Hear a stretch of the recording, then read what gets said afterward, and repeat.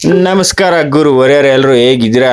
I hope ನೀವೆಲ್ಲ ಚೆನ್ನಾಗಿದ್ದೀರಾ ಅಂತ ಅನ್ಕೊಂಡಿದೀನಿ. ಏನಪ್ಪ ಹಿಂಗೆ ಗಾಡಿ ಎತ್ಕೊಂಡು ಈ ಕಡೆ ರೂಟಲ್ಲಿ ಈ ತರ ರೋಡಲ್ಲಿ ಹೋಗ್ತಾವನಲ್ಲ ಅಂತ ಅನ್ಕೊಂಡಿದೀರಾ? 100% ನಾನು ಹೋಗ್ತಾ ಇರೋದೇ ದೇವಾಲಯಕ್ಕೆ. ಯಾವ ದೇವಾಲಯ ಅಂತ ಅಂದ್ರೆ ಯಡಿಯೂರು ಸಿದ್ಧಲಿಂಗೇಶ್ವರ ದೇವಾಲಯ ಮತ್ತೆ ಹಾಗೂ ವಿಶೇಷಗಳಿಂದ ಒಳಗೊಂಡಿರುವಂತಹ ದೇವಾಲಯ, ನಿಗೂಢಗಳಿಂದ ಒಳಗೊಂಡಿರುವಂತಹ ದೇವಾಲಯ ಅಂತಾನು ಹೇಳ್ಬೋದು. ಅದ್ ಯಾವ ದೇವಾಲಯ ಅಂತ ಅಂದ್ರೆ ಅಟ್ಟಿಲಕ್ಕಮ್ಮ ದೇವಾಲಯ ಮತ್ತು ಜಲಗೇರಮ್ಮ ದೇವಾಲಯ, ಯಡಿಯೂರು ಸಿದ್ಧಲಿಂಗೇಶ್ವರ ದೇವಾಲಯ ಹಾಗೂ ಮತ್ತೆ ಇನ್ನೊಂದು ದೇವಾಲಯಕ್ಕೆ ಹೋಗೋಣ ಅಂತ ಅಂದ್ಬಿಟ್ಟು ಪ್ಲಾನ್ ಮಾಡ್ಕೊಂಡು ಅದಕ್ಕೂ ಹೋಗಿದ್ದೀನಿ. ಯಾವ್ದು ಚುಂಚನಗಿರಿಗೂ ಹೋಗಿ ಎಲ್ಲ ಮುಗಿಸ್ಕೊಂಡು ಸೀದಾ ನಮ್ಮ ಮನೆ ಕಡೆ ಬಂದಿರೋ ದೇವಾಲಯಗಳ ವಿವರ.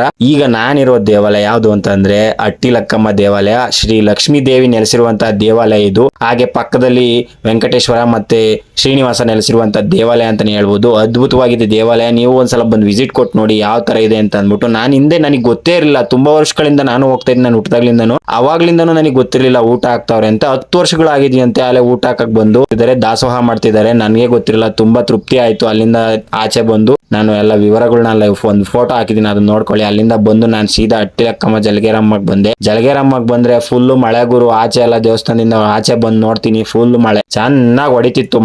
ಮಳೆಯಲ್ಲೇ ನಿಂತ್ಕೊಂಡು 1 ಗಂಟೆ ನಿಂತ್ಕೊಂಡು ಕಾದು ಸಾಕಾಗಿ ಮೊಬೈಲ್ ನ ಕವರ್ಗೆ ಹಾಕೊಂಡು ಸೀದಾ ಯಡಿಯೂರಿಗೆ ಬಂದೆ. ಯಡಿಯೂರಲ್ಲೂ ಫುಲ್ ಮಳೆ ಗುರು. ಅಲ್ಲೂ ಮಳೆಯಲ್ಲೇ ನಿಂತ್ಕೊಂಡು ಅಲ್ಲೂ ದೇವಸ್ಥಾನದ ಸ್ವಾಮಿ ಅವರ ದರ್ಶನ ಮಾಡ್ಕೊಂಡು, ಯಡಿಯೂರು ಸಿದ್ಧಲಿಂಗೇಶ್ವರ ಅವರನ್ನ ದರ್ಶನ ಮಾಡ್ಕೊಂಡು, ದರ್ಶನ ಮುಗಿಸ್ಕೊಂಡು ಜಾಸ್ತಿ ವಿಡಿಯೋ ಮಾಡಕ್ ಬಿಡ್ಲಿಲ್ಲ. ಪವಾಡ ಪುರುಷರು ವಿಡಿಯೋ ಮಾಡಕ್ ಬಿಡ್ಲಿಲ್ಲ. ಆದ್ರೂ ನಾನು ಸ್ವಲ್ಪ ಆಗ್ಲಿ ಯಡಿಯೂರಪ್ಪನ ಜಾತ್ರೆ ಅಂತ ಒಂದು ವಿಡಿಯೋ ಮಾಡ್ಕೊಂಡಿದೀನಿ ನೋಡಿ, ಅದ್ರಲ್ಲಿ ಕಾಣುತ್ತೆ ಸ್ವಲ್ಪ. ಆಮೇಲೆ ನಾನು ನಮ್ಮಮ್ಮ ಒಂದಿಷ್ಟು ವಿಡಿಯೋ.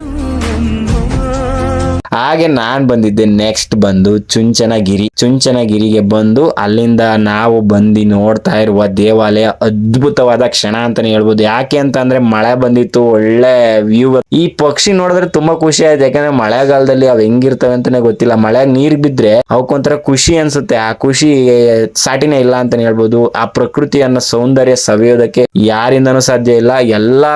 ಎಲ್ಲಾರು ಕೂಡ ಟ್ರಾವೆಲ್ ಮಾಡಿದಾಗ್ಲೇನೆ ಗೊತ್ತಾಗೋದು ಆ ಸೌಂದರ್ಯ ಎಷ್ಟಿದೆ ಅಂತ ಅಂದ್ಬಿಟ್ಟು. ನಮ್ಮ ಪ್ರಕೃತಿ, ನಮ್ಮ ನಾಡು, ನಮ್ಮ ಕರುನಾಡುಗಳಲ್ಲಿ ಎಷ್ಟು ಪ್ರಕೃತಿ ಅನ್ನೋದು ಅಡಗಿದೆ ಅನ್ನೋದು ಗೊತ್ತಾಗದೆ ಅವಾಗ ಟ್ರಾವೆಲ್ ಮಾಡಿ, ಅದು ಮಳೆಗಾಲದಲ್ಲಿ ಮಾಡಿ. ಬಟ್ ಮಾನ್ಸೂನ್ಗಿಂತ ಸ್ವಲ್ಪ ಹಿಂದೆ ಮಾಡಿ, ಇಲ್ಲ ಮಾನ್ಸೂನ್ ಲಾಸ್ಟ್ ಡೇಟ್ ಮುಗಿದ್ಮೇಲೆ ಮಾಡಿ. ದಾಸೋಹ ಇದು ಗರ್ಭದ ಗುಡಿಯಲ್ಲಿರುವ ಕಾಲ ಭೈರವನ ಅದ್ಭುತ ಅಂತಾನೆ ಹೇಳ್ಬೋದು. ಬರೀ ದೀಪದ ಬೆಳಕಲ್ಲೇನೆ ದರ್ಶನ ತೋರಿಸ್ತಾರೆ, ಲೈಟ್ ಹಾಕಲ್ಲ ಅದ್ರೊಳಗಡೆ, ಆಚೆಗಡೆ ಹಾಕಿರ್ತಾರೆ. ಈ ಅಮ್ಮನವರ ದೇವಾಲಯ ಅದಾದ್ಮೇಲೆ ಇನ್ನೊಂದು ದೇವಾಲಯ ಇದು. ಆ ದೇವಾಲಯ ಆದ್ಮೇಲೆ ಗುಹಾಂತರ ದೇವಾಲಯ. ಒಳಗಡೆಯಿಂದ ಕೆಳಗಡೆ ಇಳಿದು ಹೋಗ್ಬೇಕು ಗುಹಾಂತರ ದೇವಾಲಯ. ಆ ಕೆಳಗಡೆ ಹೋಗಿ ಬಂದು ಅಮ್ಮ ಅಲ್ಲೇ ನಿಂತ್ಕೊಂಡಿದ್ರು, ಎಲ್ಲರೂ ಹೋಗ್ತಾ ಇದ್ರು. ತೋರಿಸ್ತಾ ಇದೀನಿ, ಅದು ನಾನು ತೋರಿಸ್ನಲ್ಲ ಫಸ್ಟೇ ವಿಡಿಯೋ ತೋರಿಸ್ಬಿಟ್ಟೆ ದೇವ್ರದ್ದು, ಆಮೇಲೆ ವಿಡಿಯೋ ಹಾಕಿದೀನಿ.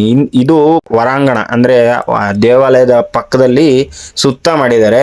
ಸೊಗಸಾಗಿ ಅಮೋಘವಾಗಿ ಶಿಲ್ಪನೆ ಕೆತ್ತನೆಗಳನ್ನು ಕೆತ್ತಿರುವಂತಹ ದೇವಾಲಯ ಚುಂಚನಗಿರಿ. ನೀವು ಒಂದ್ಸಲನಾರು ವಿಸಿಟ್ ಮಾಡಿ. ತುಂಬಾ ಅಂದ್ರೆ ತುಂಬಾ ಗಣೇಶ ಸ್ವಾಮಿ ಅವರ ದರ್ಶನ ಆಯ್ತು. ತುಂಬಾ ಚೆನ್ನಾಗಿತ್ತು ದೇವಸ್ಥಾನ. ಆ ದೇವಸ್ಥಾನದೊಳಗೆ ಹೋದ್ರೆ ಒಂಥರ ಪೀಸ್ ಆಫ್ ಮೈಂಡ್ ಗುರು. ಆ ದೇವಸ್ಥಾನದ ಒಳಗಡೆ ಹೊರಗಡೆ ತುಂಬಾ ಅಮೋಘವಾದ ಶಿಲ್ಪನೆಗಳಿಂದ ಒಳಗೊಂಡಿರುವಂತ ದೇವಾಲಯ ಅಂತ ಹೇಳ್ಬೋದು. ಇದು ನೋಡಿ, ಬೆಟ್ಟ ಬಂಡೆಗೆನೆ ಆ ಶಿಲ್ಪನೆ ಕೆತ್ತಿರೋದು. ಗಣೇಶನ ವಿಗ್ರಹನ ಕೆತ್ಬಿಟ್ಟಿದ್ದಾರೆ ಅದ್ರೊಳಗೇನೆ. ತುಂಬಾ ಅಮೋಘವಾಗಿತ್ತು. ಇದು ಮೇಲ್ಗಡೆ ಬೆಟ್ಟದ ಮೇಲಕ್ಕೆಲ್ಲ ನಾವು ಹೋಗಕ್ ಆಗ್ಲಿಲ್ಲ, ಬೆಟ್ಟದ ಮೇಲೆ ಹೋಗ್ಲಿಲ್ಲ. ಹಂಗೆ ನಾನು ವಾಪಸ್ ಬಂದ್ಬಿಟ್ಟೆ, ಟೈಮ್ ಆಯ್ತು ಆಲ್ರೆಡಿ. ನೋಡಿ ಚುಂಚನಗಿರಿಯ ದೇವಾಲಯದ ಔಟ್ ಸೈಡ್ ಲುಕ್ ಇದೆಲ್ಲ ಫುಲ್ ಔಟ್ ಸೈಡ್. ನಾನು ಅಲ್ಲಿಂದ ಮುಗಿಸ್ಕೊಂಡು ಸೀದಾ ವಾಪಸ್ ಬಂದ್ಬಿಟ್ಟೆ ಗುರು. ಮಳೆ ಗುರು, ಎಲ್ಲಿಂದ ಎಲ್ಲಿಗೋದ್ರು ಮಳೆ ಮಾತ್ರ ನಮಗೆ ಬಿಡ್ಲಿಲ್ಲ ಅನ್ನಂಗೆ. ನಾವು ಹೋಗಿದ್ದ ಜಾಗದಲ್ಲೆಲ್ಲ ಮಳೆನೇ ಗುರು. ನಾವು ಹೋಗಿ ನಿಂತ್ಕೊಂಡಿದ್ದ ಜಾಗದಲ್ಲೆಲ್ಲ ಮಳೆ ಹುಯ್ಯೋದು ಸರ್ಯಾಗೆ. ಆದ್ರೂ ನಾವು ಜಗ್ಗಲ್ಲ ಗುರು, ಮಳೆಗೆಲ್ಲ ಜಗ್ಗಲ್ಲ. ನಾವು ನೂಗ್ತಾ ಇರೋದೆ ಸುಮ್ಮನೆ. ಮಳೆ ಪಳೆ ಏನು ನೋಡಲ್ಲ. ಮಳೆಲ್ಲ ಬಂದ್ವು ಮಾತ್ರ ಅದ್ಭುತವಾದ ವ್ಯೂ ಇತ್ತು. ತುಂಬಾನೇ ಖುಷಿ ಸಿಕ್ತು, ಸಮಾಧಾನ ಸಿಕ್ತು. ಭಾಳ ದಿನಗಳ ನಂತರ ಆ ಮೋಡಗಳು ನೋಡ್ತಾ ಇದ್ರೇನೆ ಏನೋ ಒಂಥರ ಮನಸ್ಸಿಗೆ ಉಲ್ಲಾಸ ಉಂಟಾಗತ್ತೆ. ಅದನ್ನ ಅನುಭವಿಸ್ದಾಗ್ಲೇ ಗೊತ್ತಾಗೋದು.